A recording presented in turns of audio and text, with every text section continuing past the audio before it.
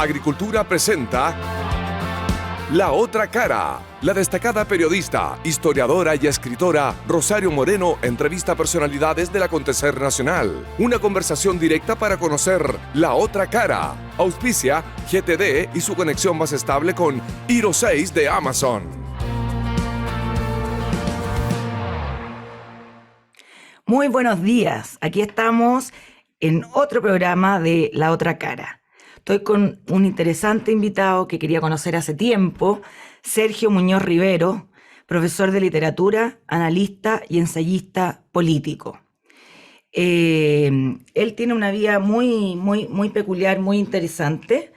Él comenzó a militar en las Juventudes Comunistas en el año 1960 y militó hasta mediados de los 80.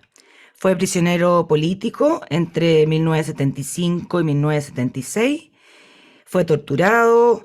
Desde el año 77 vivió en el exilio en Holanda. Regresó a Chile el año 84. Y luego de salir del PC, dijo que no militaría en otro partido nuevamente. Y así ha sido. ¿No me he equivocado, Sergio? ¿En lo que dije? ¿Estaban bien los datos? Salvo en la fecha de ingreso a la Juventudes Comunistas, fue el año 63. Ya. Claro. Eso me permite quitarme algunos años. Algunos años. Sergio, bueno, la pregunta cajón. ¿Por qué se metió al Partido Comunista y por qué se salió siendo que fue militante más de 20 años? Primero, gracias por la invitación, Rosario. Es un gusto estar en tu programa. Esa pregunta la he tenido que responder muchas veces.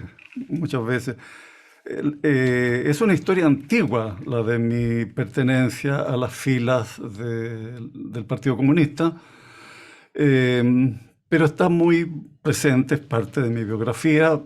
Uno es lo que es, ha hecho el camino que ha hecho. Además que fueron 20 años. ¿No? Así es. Y el detalle de todo esto, y este es un aviso, está en un libro que publiqué en septiembre del año pasado, que se llama Estado de Alerta. Sí. Ahí la primera parte de ese libro está constituida por un testimonio, una reflexión respecto de qué representó la experiencia comunista. ¿Y qué representó? Y la verdad es que hay que reparar en que en aquel tiempo, la idea de que había una perspectiva socialista en el mundo. Existía la Unión Soviética, sí, claro, una gran potencia. El muro de Berlín. Daba la impresión de que la Unión Soviética había alcanzado un desarrollo comparable al de Estados Unidos o de los grandes países desarrollados de Europa, Inglaterra. Si uno se fijaba en la carrera espacial, por ejemplo, o en la competencia de armamentos, podía llegarse a esa idea de que eran países que estaban equiparados. Sí, claro. Después nos enteramos de que no era así, de que los soviéticos vivían bastante mal, que los bienes de consumo eran limitados, que había un retraso enorme en muchas áreas. Se descubrió eso, o sea, era cuando la Unión Soviética ¿era atractivo cae. En la época de los 60 ser comunista?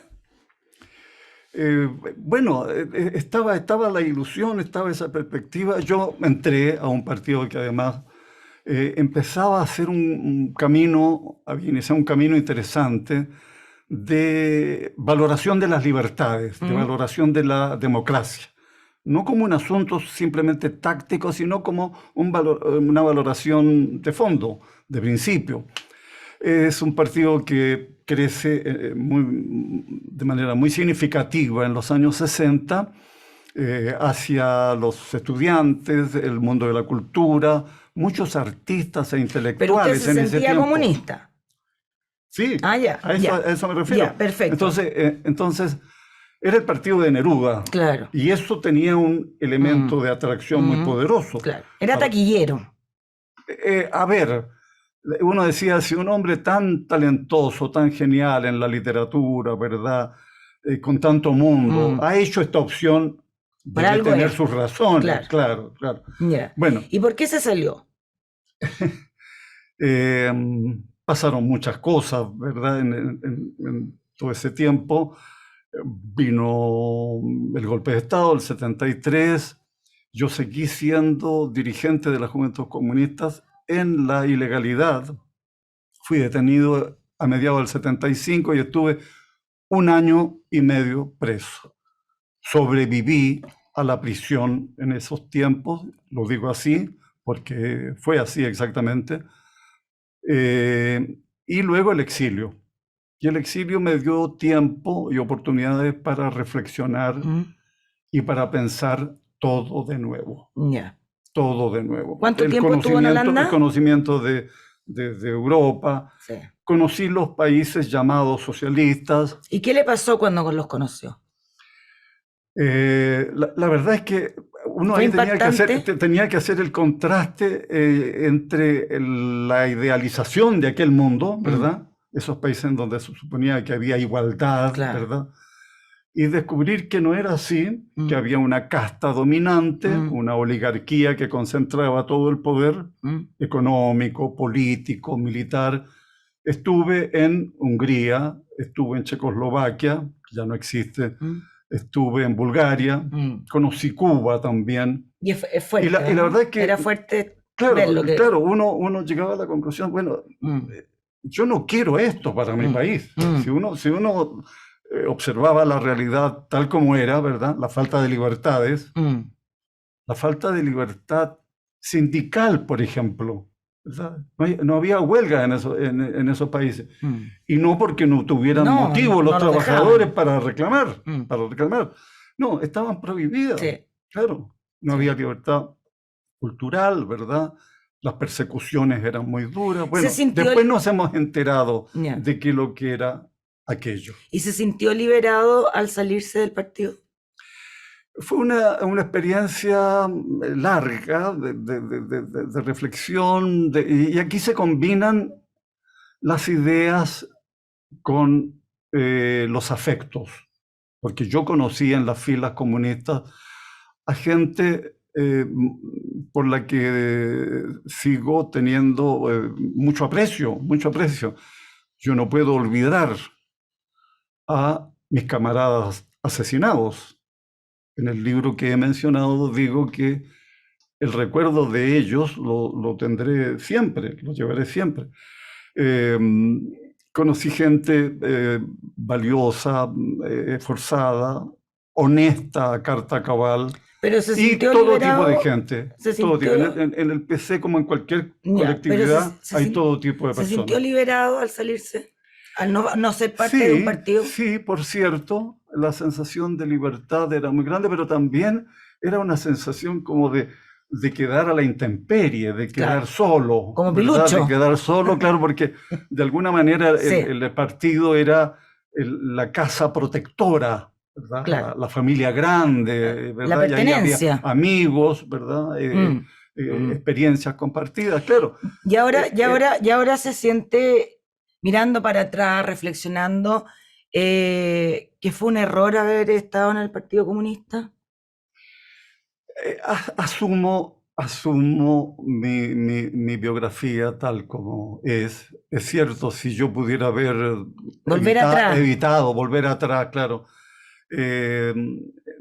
haría opciones distintas.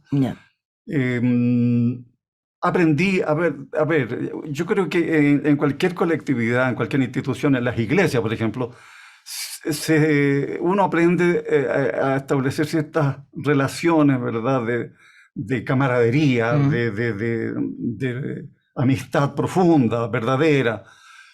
Creo que en las filas del PC aprendí lecciones de fraternidad, de generosidad auténticas, verdaderas lecciones. Ahora, haciendo las sumas y las restas, es cierto, tengo la impresión de haberme equivocado seriamente y que aquello que me movió, que me inspiró y que a muchos jóvenes de mi generación y también de las generaciones que vinieron, aún hoy, ¿verdad? Sí, claro. Jóvenes que se entusiasman con esta idea de la justicia definitiva. Claro. O el paraíso. La sociedad de los justos, claro. ¿verdad? El paraíso en la tierra. Es El paraíso en la tierra, claro. Y ocurre que la experiencia histórica, No, y demuestra tú que no es eres, y así. tú eres licenciada en historia, Sí. la experiencia histórica indica que aquello que pretendió ser el paraíso en la tierra fue, en términos históricos, lo más parecido al Al infierno. infierno. Sí. Bueno, llevándolo ahora al 2022, Sergio. Yo estoy enredada, porque he convidado comunistas actuales, pero no han querido venir al programa, no se han atrevido. Pero bueno, ¿qué es ser comunista hoy? Porque ellos hablan de democracia cuando se supone que no creen en ella. Creen en la propiedad privada, en la lucha de clases, en terminar con las clases sociales, en la religión, que es el opio del pueblo, el ser humano, en vez de la familia, el núcleo de la sociedad. Quieren un Estado todopoderoso y un partido único, o de comunistas queda el puro nombre. O aún ellos no han abierto los ojos y se dan cuenta que se cayó el muro del Berlín y se acabó la Unión Soviética. No sé, ¿qué es ser comunista hoy en concreto? Porque de verdad, cuando yo veo a la vocera hablando de la democracia, no entiendo porque el comunismo no le gusta la democracia, es antidemócrata. Entonces, ¿qué es ser comunista hoy? Esas son preguntas para los dirigentes actuales Pero lo que ha del Partido visto Comunista. usted analista, político. Y cuando se las han hecho, estoy recordando un programa de televisión al cual estuvo invitada la futura embajadora en Argentina. Bárbara Figueroa. Y le hicieron esa pregunta, ¿Ya? exactamente esa pregunta. Y tuvo muchas dificultades para contestar. Claro. Tanto que los panelistas, bueno, se sintieron un poco incómodos de ver la incomodidad de ella. Aquí lo que importan son las acciones, la forma en que se está actuando, y hay motivos para tener dudas respecto de la lealtad con la democracia por parte de los actuales dirigentes del Partido Comunista. Creo que entre ellos hay también diversidad, aunque no se nota tanto a veces, hay diversidad, y creo que hay discusiones dentro de ese partido también. Creo que, por ejemplo, la figura del alcalde de Recoleta, ¿verdad? No expresa plenamente a todos los militantes, ¿verdad? Ese estilo de ruptura, de agitación, incluso de crítica al nuevo gobierno. Sí, claro. De crítica al nuevo gobierno. La verdad es que, o esto al primer incidente, ¿verdad? En la calle hace una semana, ¿verdad? Cuando cae ese manifestante al chocar con la policía y sufrió lesiones, de inmediato la petición de refundación, de reorganización del cuerpo de carabineros, lo cual es muy serio, es muy grave. Está en desarrollo una reforma de carabineros iniciada en el gobierno pasado, ¿verdad? No se puede ser tan imprudente, tan irresponsable hablar de ese modo. Y desde luego es demagógico. Es populista, que frente a cualquier incidente que hay, mañana es viernes, y los viernes nos asustan, ¿verdad?, a los santiaguinos, particularmente a los comerciantes de la llamada zona cero. Mañana es viernes. Bueno, al primer incidente, a las refriegas callejeras que se producen, ¿verdad?, se tiende a adoptar una actitud muy dañina, muy corrosiva.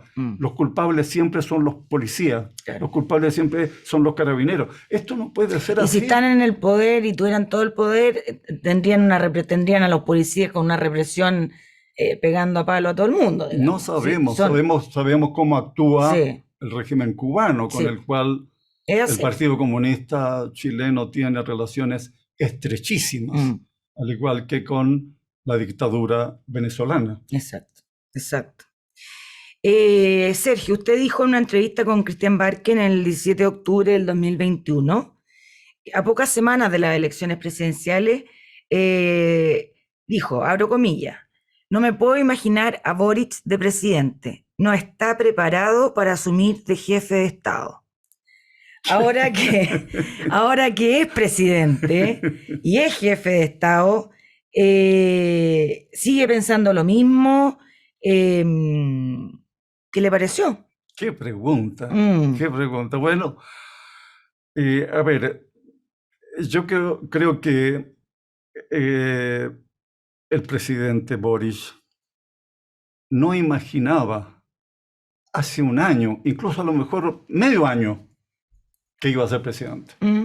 Yo creo que le vino el premio mayor en la política, porque todos los políticos, ¿verdad?, de raza, de vocación, Es lo que quieren. se les pasa en algún momento por la cabeza la posibilidad de ser candidato presidencial. Bueno, se dieron tales circunstancias, recordamos lo que fue la elección pasada, ¿verdad? Esto de que las dos grandes coaliciones que disputaron en las elecciones anteriores, siempre en la segunda vuelta, la centro derecha y la centro izquierda, quedaron fuera de Claro. competencia, ¿verdad? La competencia se planteó Entre los extremos. claro, entre Kass y Boris. Y Boris recibió votos de distintos lados, ¿verdad? Pero que mi sobre todo pregunta- estaban condicionados por el temor a lo que podía representar la otra candidatura. Ahora, Pero sigue pensando Le- que no tiene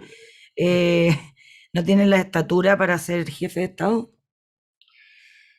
yo creo que está recién empezando. A ver, seamos relativamente generosos, ¿verdad? Está recién partiendo, está iniciando su mandato. Yo espero que aprenda rápido. Yo espero que aprenda rápido. Puede ocurrir, no hay por qué cerrarse a esa posibilidad. Pero gobernar es muy complejo, complejísimo. Y el gobierno, y directamente él, partió cometiendo muchos errores. Los errores acumulados en la primera semana. Apenas la Y primera errores semana. no forzados. Claro, revelaron inexperiencia, ¿verdad? Deseos de marcar rumbo, pero no se sabía bien hacia dónde. El incidente con el rey de España, completamente absurdo, Totalmente. pero probablemente condicionado por el deseo de entregar un mensaje a los amigos que Boris tiene en España. El grupo Podemos, ¿verdad? Claro, que se son declaran contrarios antimonárquicos a la y todo eso. monarquía. Y también un gesto hacia los colectivos indigenistas, Claro. como para demostrar que él sigue enfrentando a los conquistadores, algo como eso, lo cual es enteramente absurdo, ¿verdad? Yo espero que aprenda rápido, que entienda que debe gobernar para todos los chilenos, no solo para su sector. Porque ha dado señales bastante que para su sector, digamos, en estos primeros días. Las primeras señales son inquietantes, son inquietantes. son preocupantes, Sí. sin duda. Y necesitamos que el país tenga estabilidad institucional. Y en ese sentido la responsabilidad del presidente de la República es muy alta, es muy grande. Exacto. A él le importa, le debería importar la estabilidad y la gobernabilidad. Y el que debe dar el ejemplo. En esa misma entrevista usted dijo, no, nos vamos a comerciales, me están diciendo. Pero antes de ir a comerciales quiero decir que GTD trajo a Chile Hero 6 de Amazon. Si no lo tienes, te hace falta GTD. Entra a gtd.cl y contrata los mejores planes de internet. GTD, tecnología para simplificar tu vida. En Agricultura estamos presentando La Otra Cara con Rosario Moreno.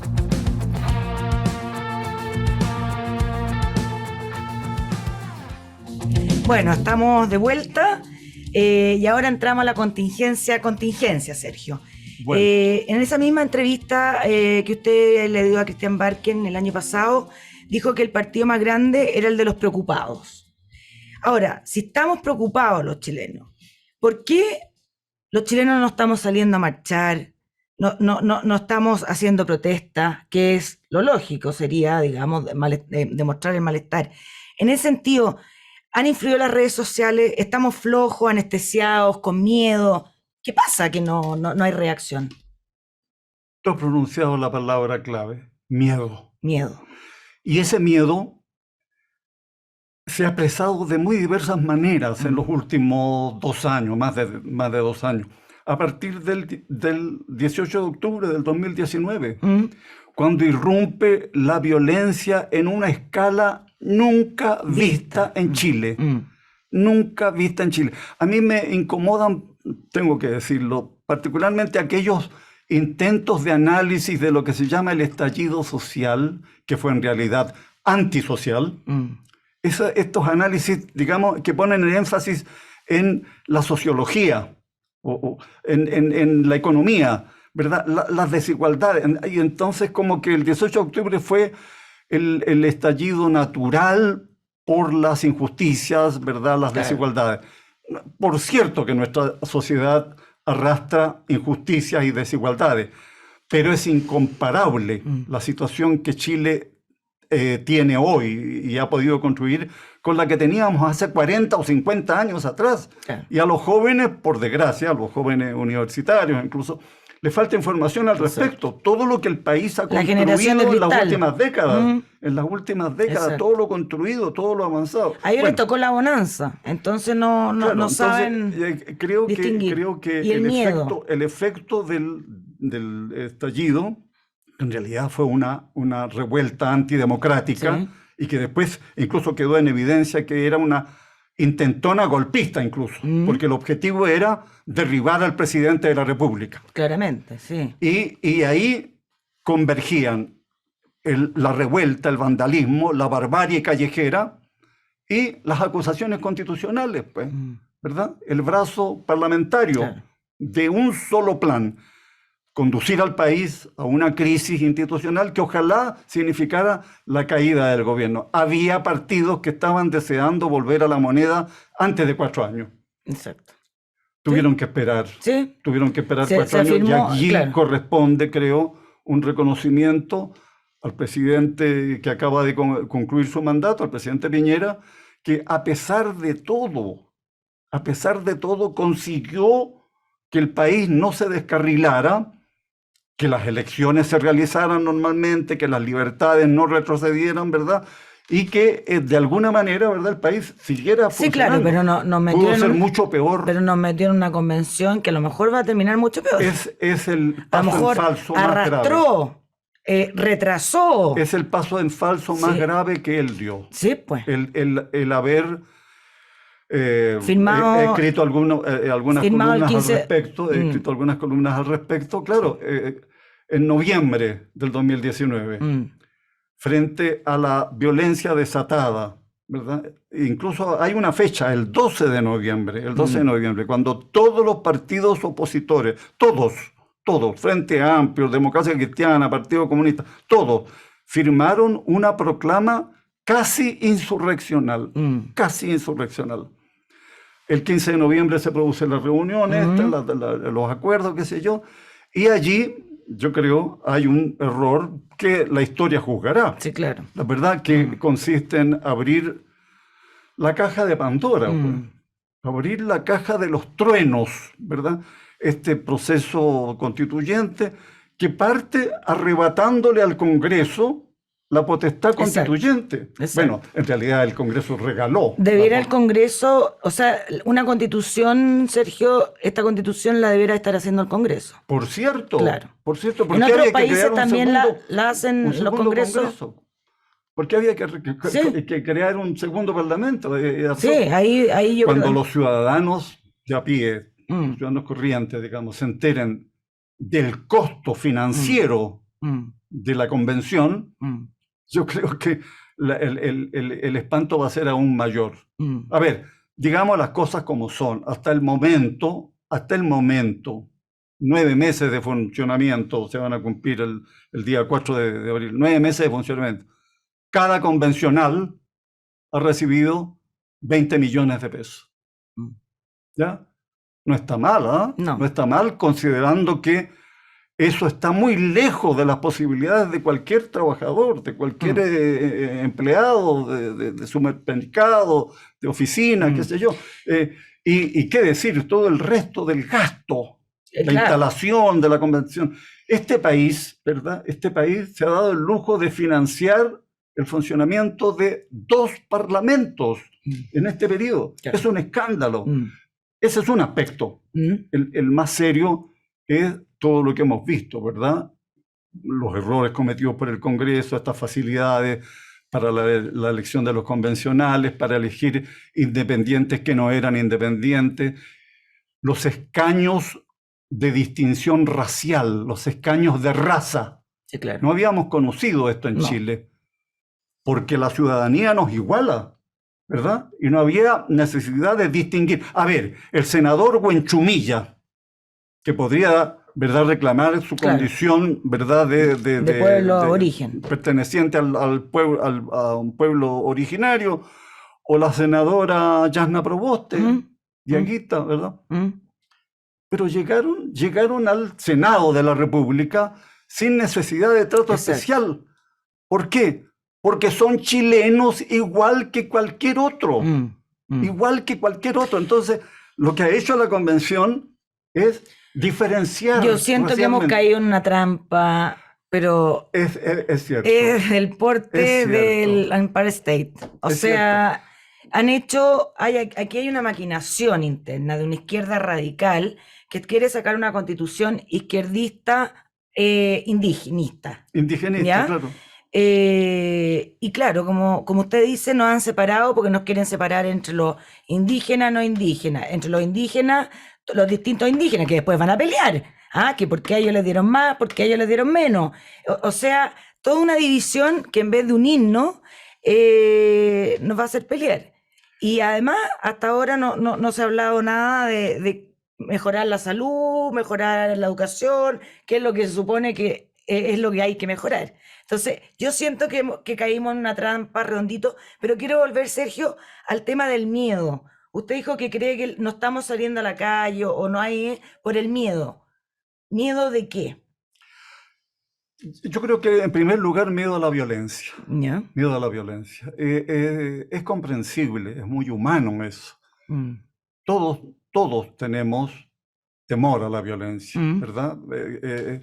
Y lo que vimos el 2019, ¿verdad? Durante varios meses, fue algo que no conocíamos, Yo he recordado en alguna conversación, alguna entrevista, que ni siquiera en los tiempos de manifestaciones contra Pinochet, las protestas nacionales, qué sé yo, nunca fue atacado el metro. Claro.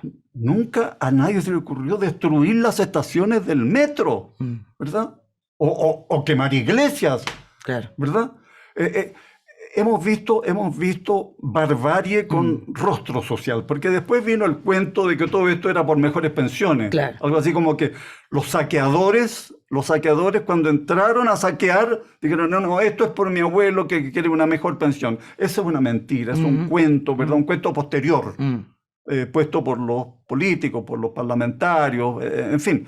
Ahora, esto metió miedo, y ese miedo se ha expresado de diversas formas.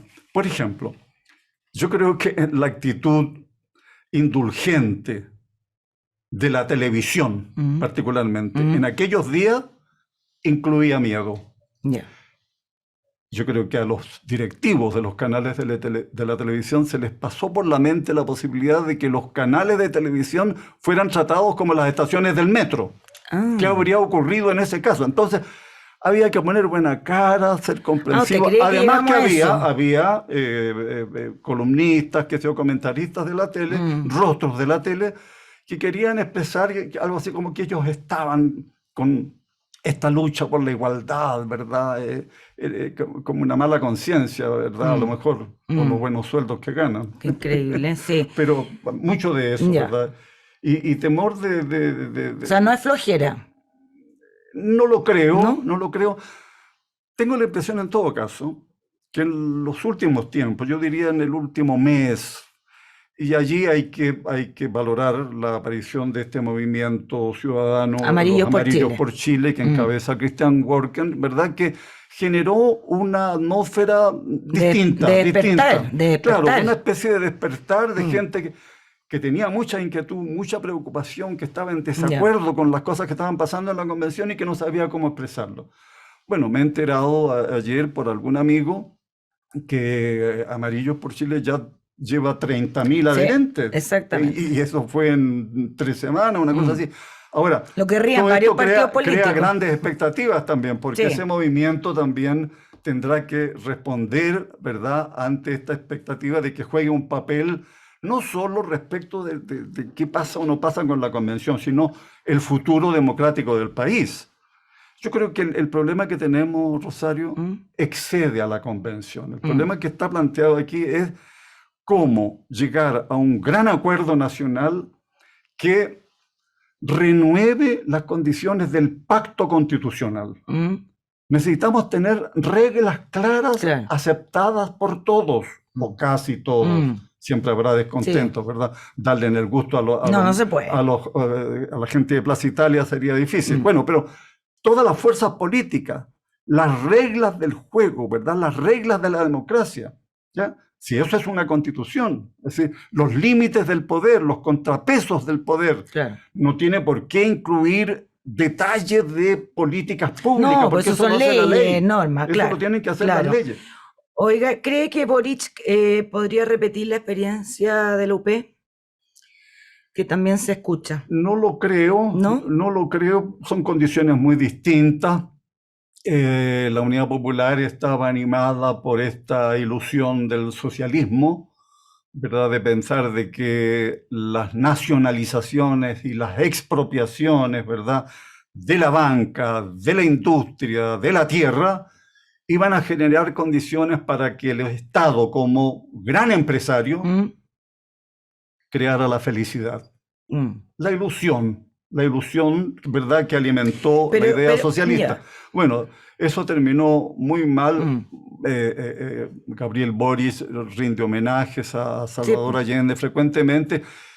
Y lo que habría que decirle, aconsejarle, porque él es muy joven, ¿verdad?, es que sí, que tenga muy en cuenta a Salvador Allende y a la Unidad Popular, porque allí se concentra todo lo que no tiene que hacer. Exacto, exacto. Lo Esa que es no tiene que hacer. la gran lección. Sí. Entonces, los simbolismos, los homenajes, claro, se pueden entender, pero no usted cree sirve que- para gobernar. Pero usted cree que estamos en un Estado de Derecho propio de una democracia representativa. Se lo pregunto porque no se respeta la propiedad privada. ¿Ya? Hay tomas todos los días en la macrozona sur. Terrorismo, violación de la Constitución. ¿Podríamos decir que estamos en un Estado de Derecho normal, como cualquier país, o está fallando? Tenemos problemas, sin duda, pero el Estado de Derecho existe. ¿Ya? A ver, Radio Agricultura no tiene dudas de que estas instalaciones, ¿verdad?, están protegidas por la ley, Mm. ¿verdad? Y también los comerciantes de esta zona y en general. Siguen valiendo los contratos, hay certeza jurídica, pero es verdad. Lo que tú señalas, en la ¿verdad?, macrozona es que sur es no. verdad, claro, y están preocupados. Tengo amigos en Temuco, en la Universidad de la Frontera, ¿verdad?, que me cuentan lo terrible que es Sí. la vida cotidiana en la Araucanía. Y allí hay un desafío mayor que no solo tiene que ver con el derecho de propiedad, sino con la supervivencia de las personas, los atentados cotidianos, ¿verdad?, los atentados incendiarios, todo lo que hemos visto, las víctimas, los muertos que ha habido solo este año, Sí, pues. ¿verdad? Es mucho.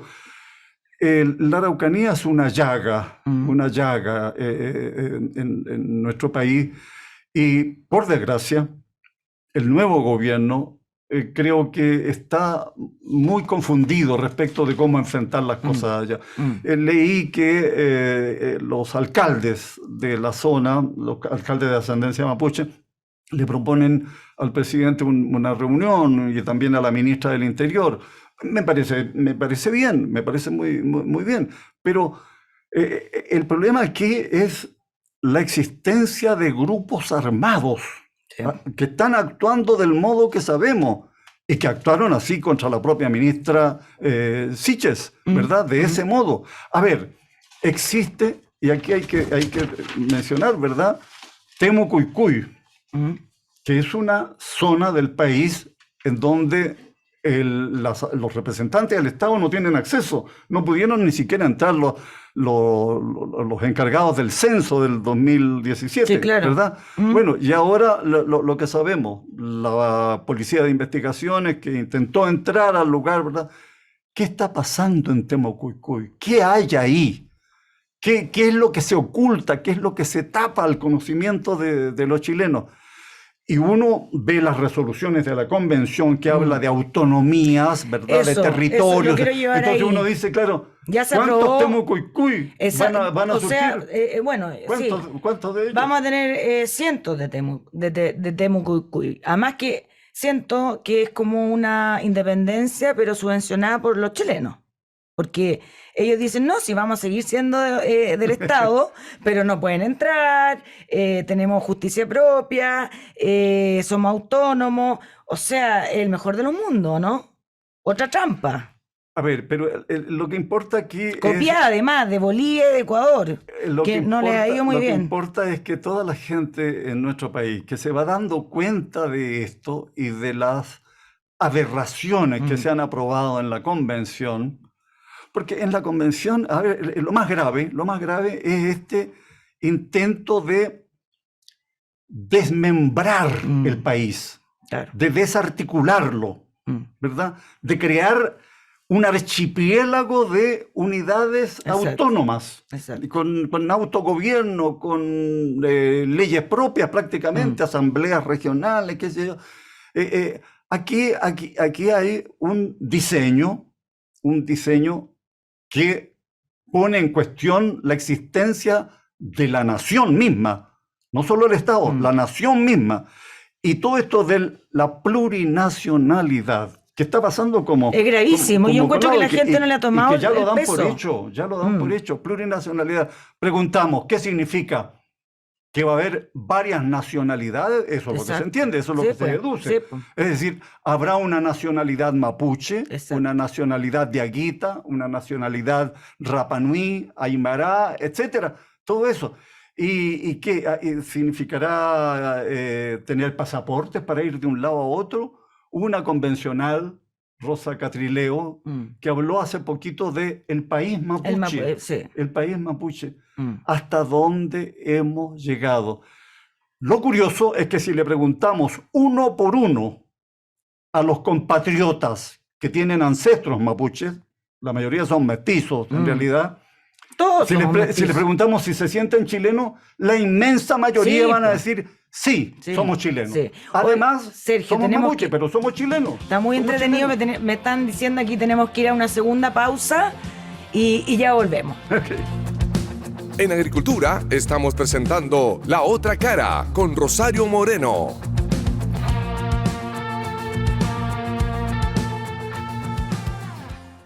Bueno, estamos de vuelta en La Otra Cara. El tiempo se pasa volando. Está muy entretenida la conversación con Sergio.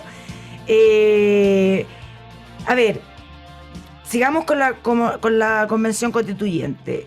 Para usted, por lo que ha visto, ¿se trata más bien que está integrada por un grupo de activistas de extrema izquierda o más bien por gente sumamente ignorante? ¿O ambas dos?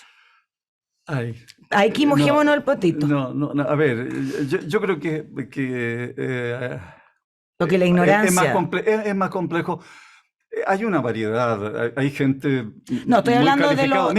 lo izquierda radical. Acerca de eso, alguna gente dice, no, si se necesita gente que sepa, gente calificada, gente con estudio, qué sé yo, para que haga la constitución.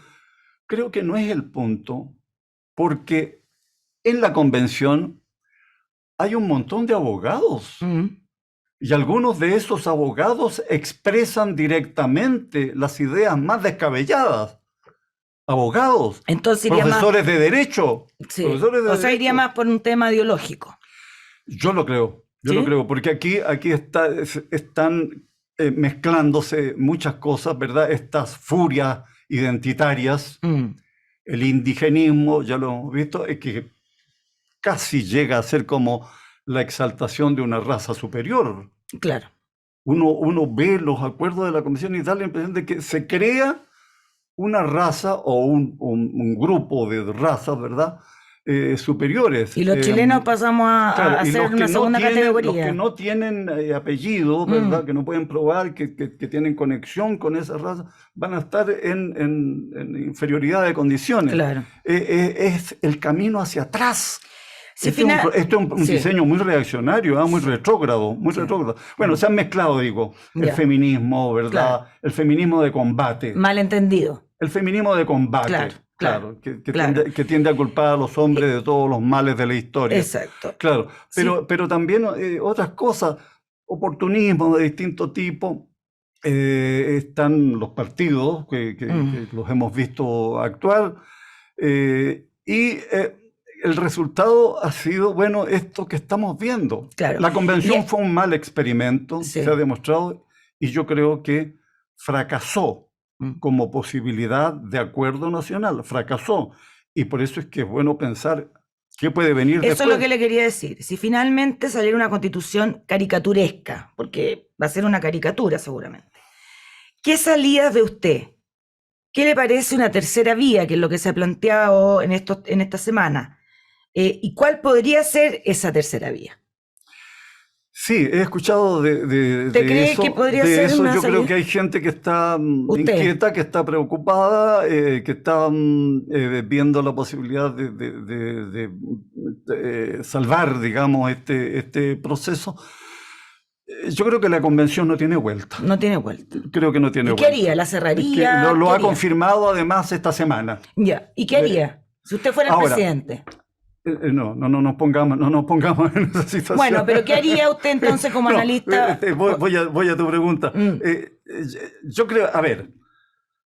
Dice que fracasó, que no funcionó. ¿Qué haría? ¿La disolvería? ¿Qué? A ver, hay plazos, ¿verdad? Hay reglas establecidas por la reforma constitucional que puso en marcha Tobet. Deben cumplirse los plazos, deben cumplirse las reglas. Ya se van a cumplir los 9 meses y ya se estableció que los 3 meses. se prorrogan los 3 Sí. meses. Yo creo que lo que corresponde es que esperar que termine la convención. Esperar que termine la convención. Luego está establecido un plebiscito de salida. Sí. Afortunadamente, hay que decir, un plebiscito de salida. Y allí tendrán que pronunciarse los ciudadanos. Ahora, si alguien dice que a ese plebiscito de salida hay que agregarle una tercera pregunta, que sería algo así como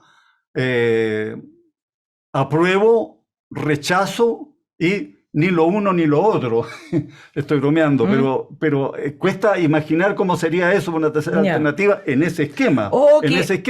Pero podría ser que sea el Congreso el que realice una nueva constitución. Pero es que eso ni siquiera hay que ponerlo en discusión.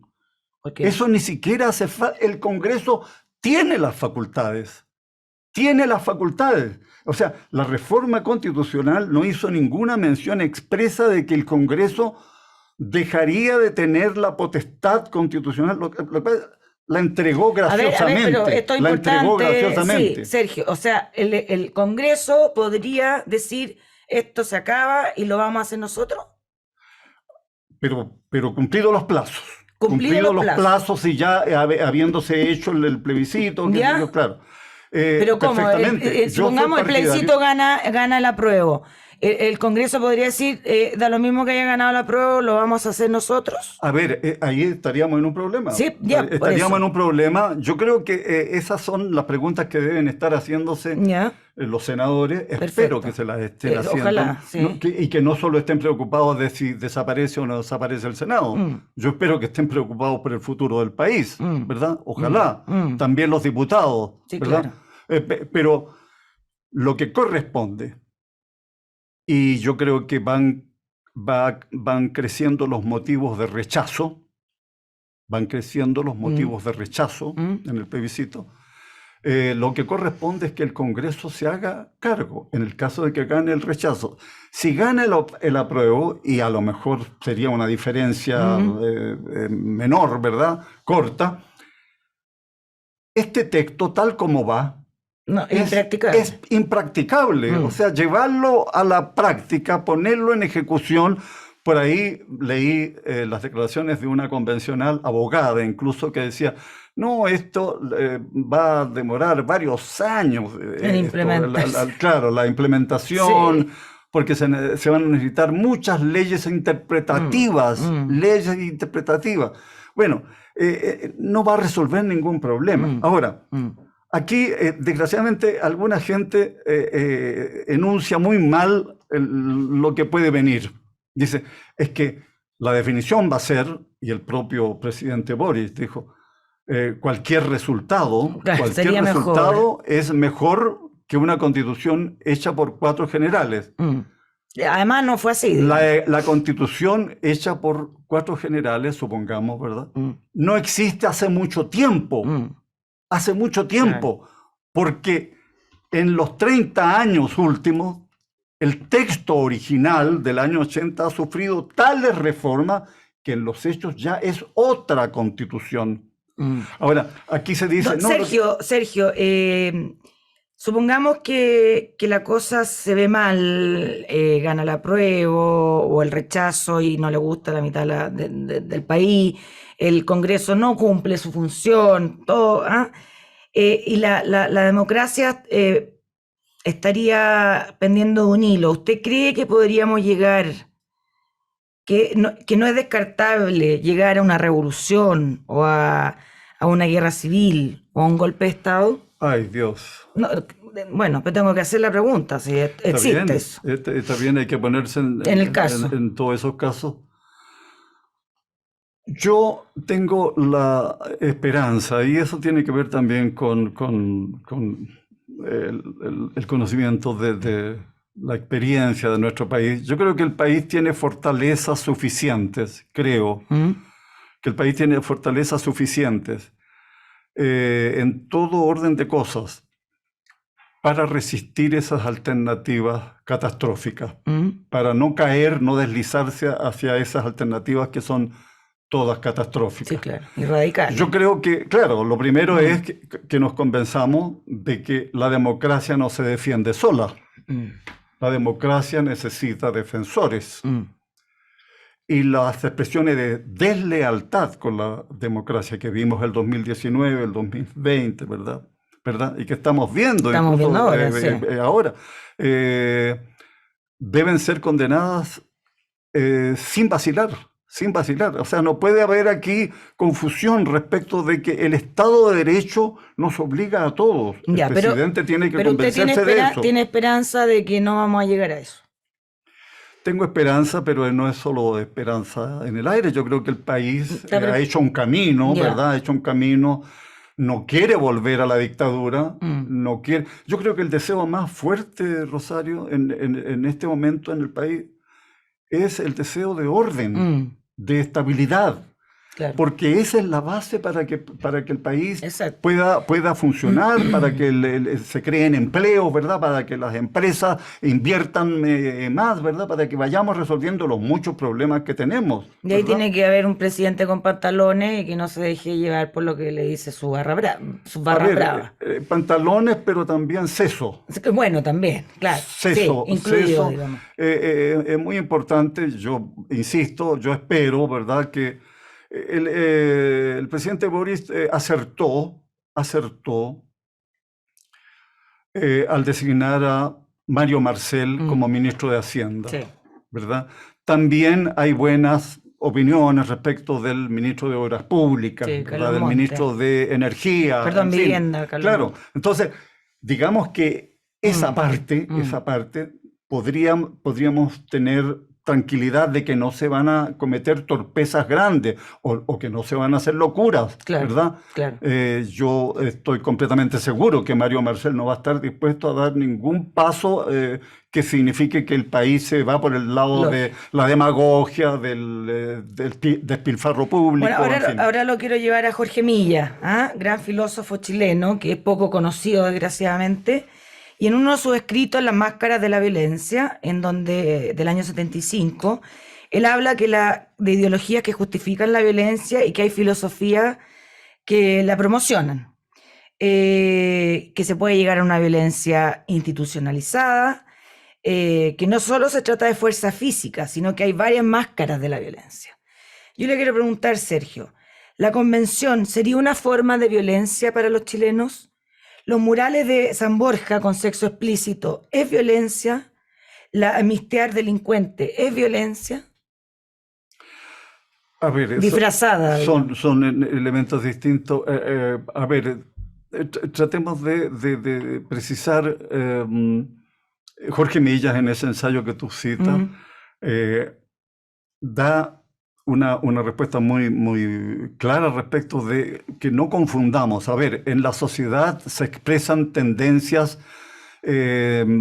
corrosivas, disruptivas, ¿verdad? Que le hacen mal a la convivencia, ¿verdad?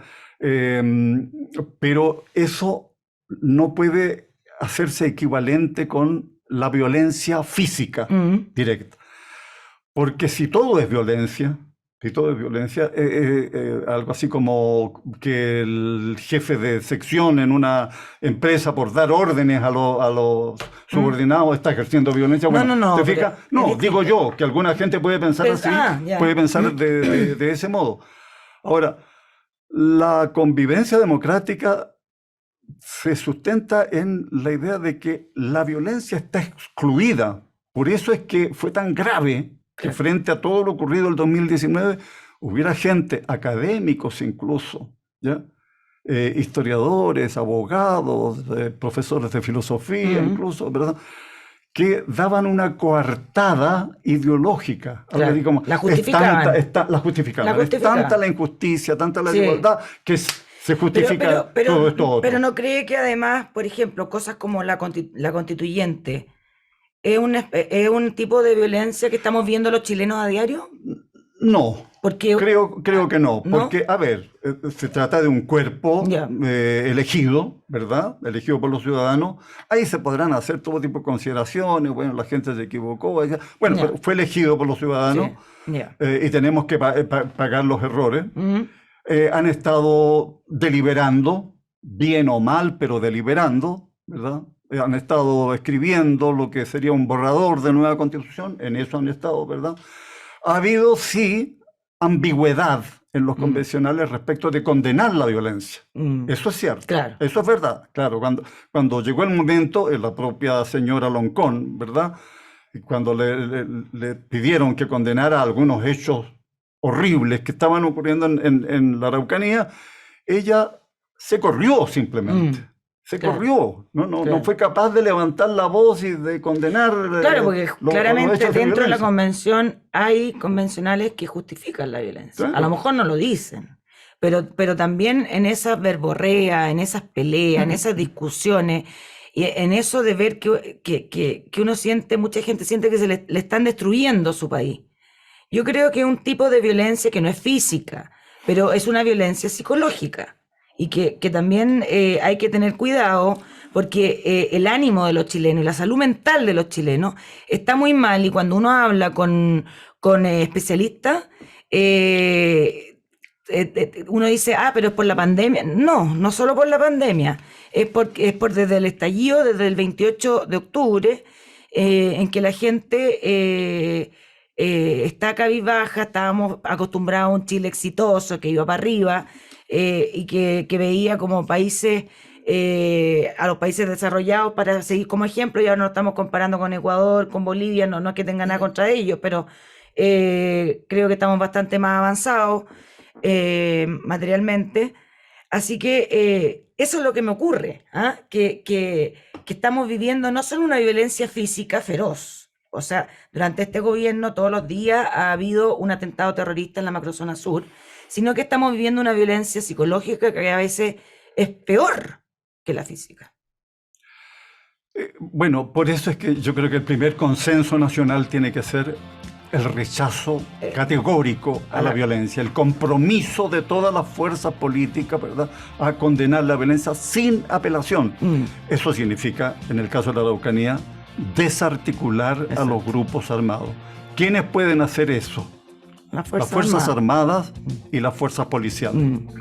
Si el presidente Boris no entiende esa parte, es muy serio. Es muy serio, muy grave, ¿verdad? Vienen desafíos complicados en el campo del orden público, ¿verdad? Ya hemos hablado de los viernes, ¿verdad? Pero viene pronto el Día del Joven Combatiente, claro, el 29 de marzo. Y todo hace pensar que va a ser una jornada muy dura por la libertad de los presos de la revuelta. Los presos de la revuelta están presos porque cometieron delitos graves, flagrantes, ¿verdad? Graves, ¿verdad? Bueno, pero Nos tenemos Rosa- que ir, Sergio, Ya, Sí, se pasa volando esto, Bueno, la hora. perfecto. Un agrado haberlo tenido en el programa, espero tenerlo más adelante y bueno, ojalá todo salga lo mejor posible y que en este tiempo que quede los convencionales les llegue una luz de esperanza, una luz de iluminación, digamos, y busquen lo mejor para Chile y no para ciertos sectores. ¿Tú me permites? Una frase, porque ahí me están mirando feo. El futuro de Chile no depende de los convencionales, Mm. depende de todos nosotros los chilenos. Y convenzámonos de eso, Exacto. no somos rehenes Exacto. de la violencia o de otra fuerza. De nosotros depende. Muy bien, gracias. Que esté muy bien. Gracias. Nos vamos con otro programa de La Otra Cara.